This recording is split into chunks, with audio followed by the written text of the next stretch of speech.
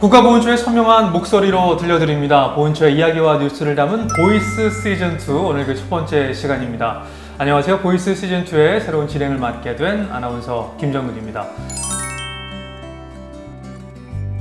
오늘 보이스 시즌2 첫 번째 시간인데요. 오늘은 올해부터 좀 새롭게 달라진 보훈 정책에 대해서 여러분과 함께 살펴보겠습니다. 오늘 함께 해주실 분들 소개해 드릴게요.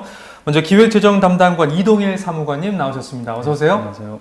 네, 그리고 국가보훈처 제13기 훈남 훈녀 기자단의 왕유정 님도 함께 해주셨습니다. 어서 오세요. 안녕하세요. 네. 자, 먼저 이동일 사무관님 네. 간단한 소개를 좀 부탁드립니다. 네, 저는 국가보훈처 기획재정 담당관실에서 근무하고 있는 이동일입니다. 네, 반갑습니다. 왕유정 님도요. 전 국가보훈처 13기 훈남훈녀 기자단인 왕유정입니다. 네, 오늘 두 분 아주 좋은 말씀 편안하게 부탁드리겠습니다. 자, 시간이 좀 지난 얘기긴 한데 지난 1월 21일 충남 계룡대에서 책임보훈을 주제로 네. 국가보훈처 업무보고가 있었더라고요. 왕유정님 혹시 뭐 관련된 내용 좀 보신 거 있으세요? 예, 일부러 찾아보긴 했습니다. 아, 어떤 내용 뭐 기억나시는 거 혹시 있으신가요? 예, 독립유공자나 국가유가족분들께 네. 조금 더 관심을 많이 써주고 네. 책임 정책을 많이 편다는 내용인 거였던 것 같습니다. 이야, 역시 뭐 준비를 많이 하셨네요. 아닙니다. 저도 오늘 여기 보이스 시즌2의 첫 진행을 맡게 돼서 좀 미리 찾아보고 왔는데 저도 뭐 눈에 띄는 게 국가가 국민들에게 할 수 있는 것들 중에서 독립호국민주 10주기 기념사업이 있더라고요. 네, 그렇습니다. 굉장히 좀 눈에 띄는 사업인데 네. 혹시 어떤 사업인가요? 네, 우선 독립은 올해가 청산리 봉오동 건축 100주년 되는 해이고요. 네. 그다음에 호국은 아시다시피 6.25 전쟁이 70주년이 되는 해입니다. 마지막으로 민주가 있는데요. 민주는 혹시 아시는 거 있으실까요? 민주주의. 네, 네. 그리고 뭐 5월 하면은 뭐 많은 분들이 네, 아는 맞습니다. 5.18 광주왕자 아닐까요? 네, 그렇습니다.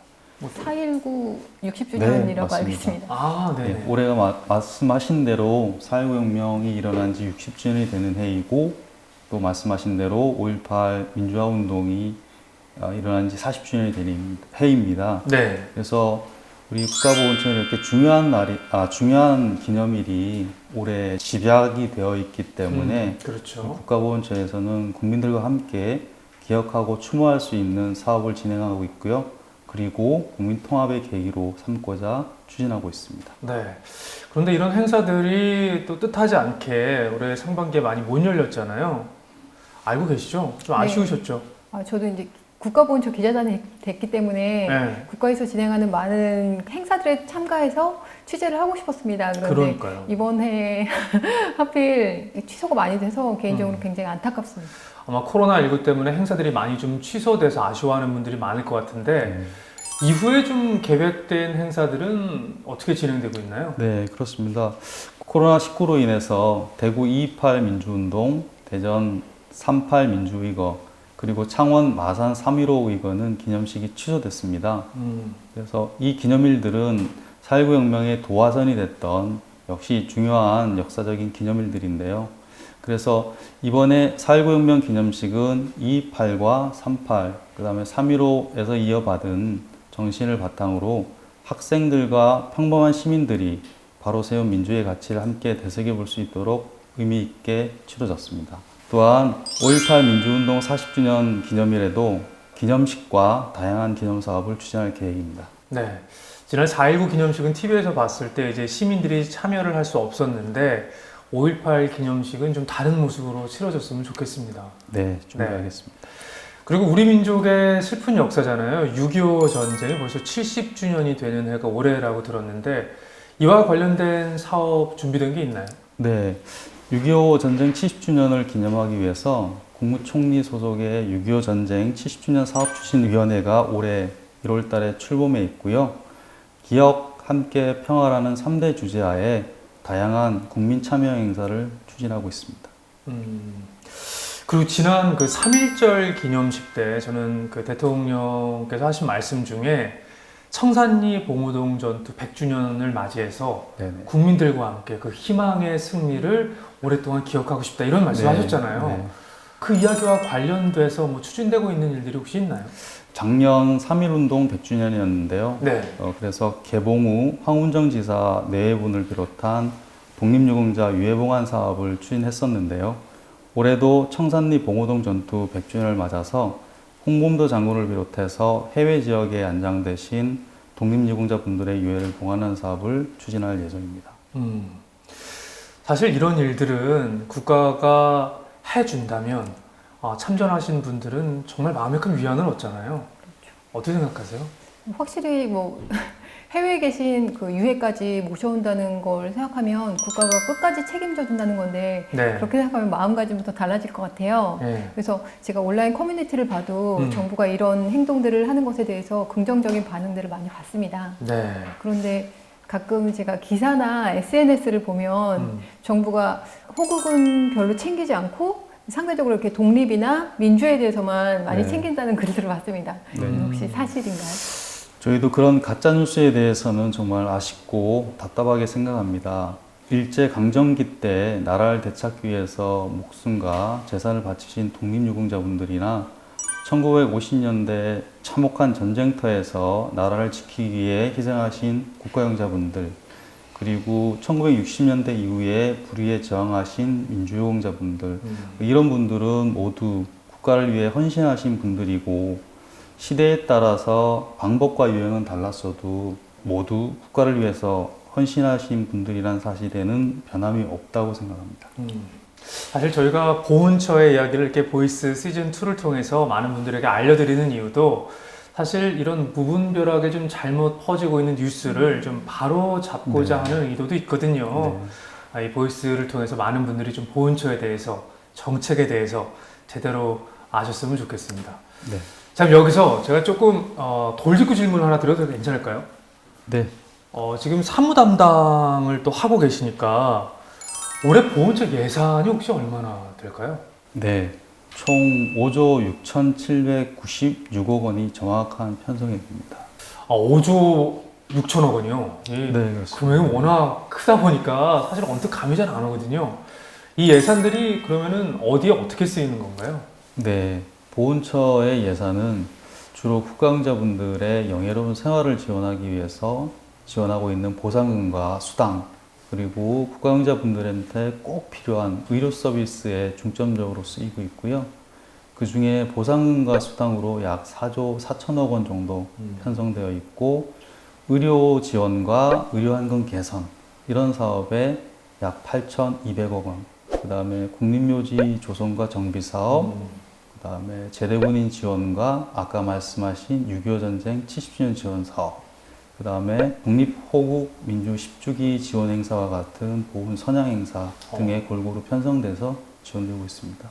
잘 골고루 배분해서 사용이 되고 있네요. 근데 네, 그렇습니다. 말씀해주신 다양한 사업들 중에서 국가유공자나 보훈가족들이 사실상 피부에 좀 체감할 수 있는 서비스는 다양한 의료 서비스, 그리고 뭐 국립묘지에 안장할 수 있는 안장 네. 서비스 같은 것이 될 텐데, 특별히 올해 조금 달라지거나 중점적으로 좀 개선되는 사업은 어떤 게 있을까요? 네.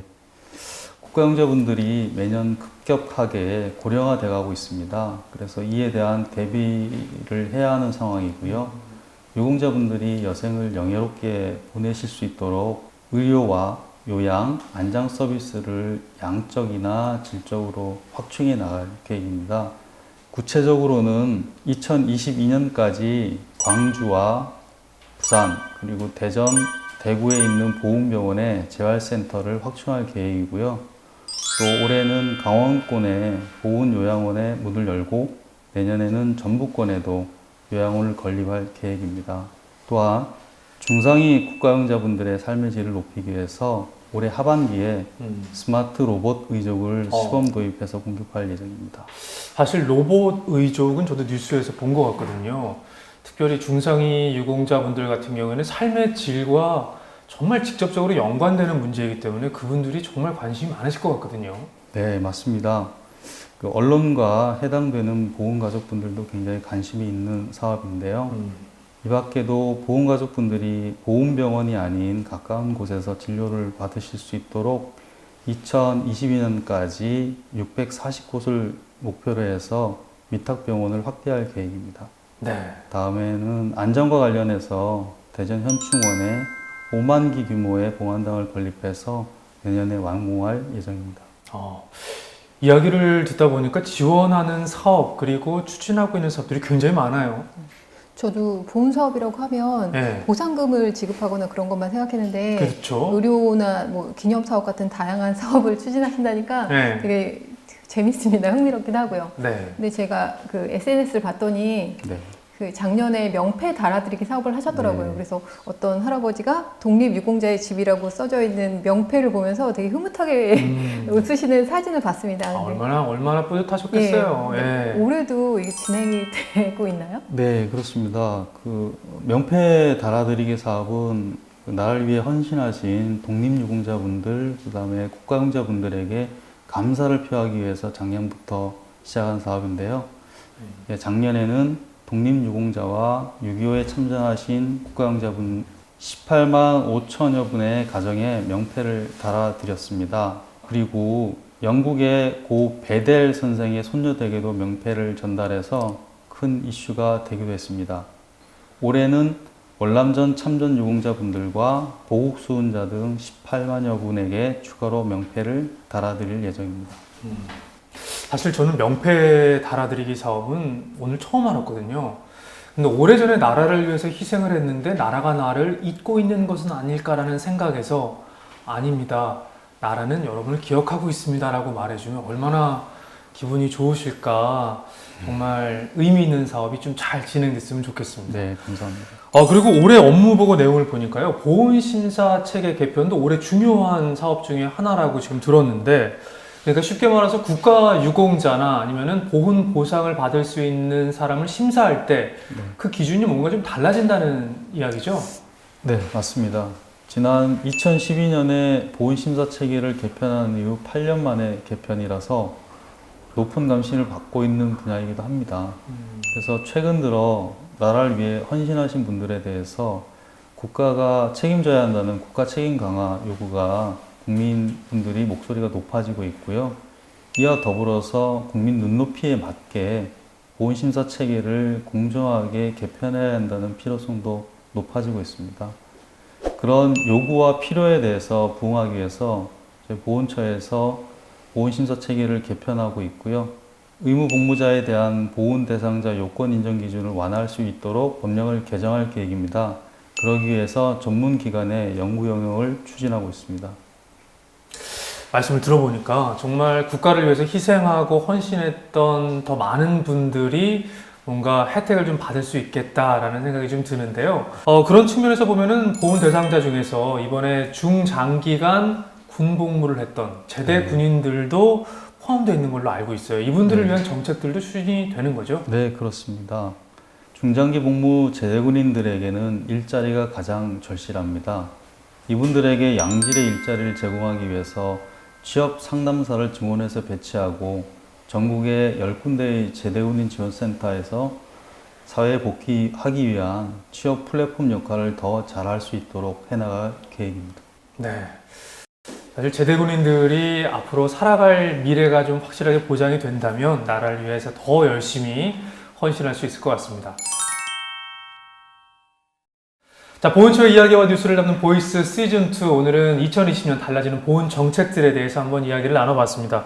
먼저 기획재정 담당관 이동현 사무관님, 오늘 카메라 앞에서 이렇게 낯설게 여러 가지 정책들 설명해 주시느라 너무 고생 많으셨고요. 오늘 어떠셨어요? 처음이라 굉장히 네. 긴장되고요. 낯설었는데 어쨌든 저는 국가보훈처에서 20년 이상 근무했었던 보훈공무원으로서 국가영자분들과 유가족분들이 더 영예롭게 생활할 수 있도록 지원한다는 것은 제 보람이고 모든 보훈공무원들의 보람이라고 생각합니다. 저는 예산을 담당하는 사무관이지만 네. 제 자리에서 국가영자분들이 원하시는 정책과 서비스가 지원될 수 있도록 노력하겠습니다. 사실 어딜 가도 예산 담당하시는 분들이 가장 힘들다고 들었습니다. 올해도 잘 부탁드리겠습니다. 노력하겠습니다. 네. 그리고 제13기 국가보훈처 훈남 훈녀 기자단 왕유정님, 오늘 말씀 정말 잘해주시고 앞으로 활약이 기대됩니다. 오늘 어떠셨어요? 딱딱한 글로 적은 이런 정책 얘기가 아니라 네. 국가보훈처 주무관님이 너무 멋진 목소리로 보훈처에서 진행하는 이 업무에 대해서 들을 수 있어서 굉장히 친근하기도 하고 또 되게 새로운 경험이었습니다. 네. 감사합니다. 오늘 두 분 시간 내주셔서 감사합니다. 사실 오늘 저도 국가보훈처 보이스 진행을 맡으면서 아, 국가보훈처가 이런 일들을 하는구나 좀 새롭게 알 수 있는 시간이었습니다. 보훈처의 이야기와 뉴스를 담은 보이스 시즌2 다음 이 시간에 더 명확한 목소리와 알찬 정보로 여러분께 인사드리겠습니다. 함께해 주신 여러분 고맙습니다.